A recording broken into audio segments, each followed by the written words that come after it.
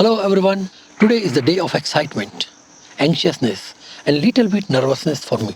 Excited because I reached Kilimanjaro and here I am at a lawn of my hotel in Kingori, Kilimanjaro airport. And from tomorrow, the official 2026 safari season starts. Anxious because it is a long tour for me and I'm leading 4 different photographic batches with over 45 different photographic participants, which is not going definitely to be easy. I'm little bit nervous as it will test my endurance. It is a long tour and I must keep myself physically and mentally fit for successful completion of this safari program.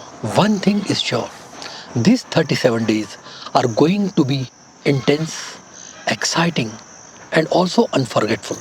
I will be leading 4 different photographic batches, guiding passionate photographers through the most incredible wildlife location in Tanzania and Kenya.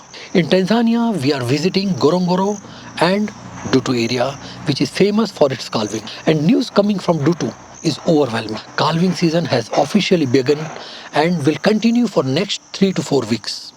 That means we are at the right time here in Tanzania.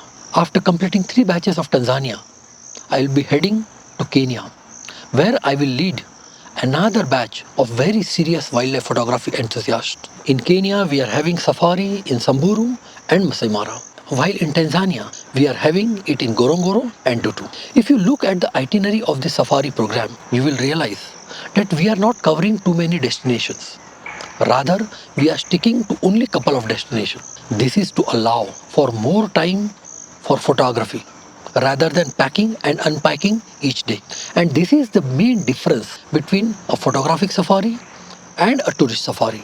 We just do not want to tick all the destinations. Rather, take our time and explore the destination which we are visiting to the fullest. The total journey is of 37 days. 37 days of travel, wildlife, early morning wake up, bumpy drive and pure nature. I will be sharing entire experience with you. Behind the scene moments, exciting wildlife encounters, photographic tips and stories from the field.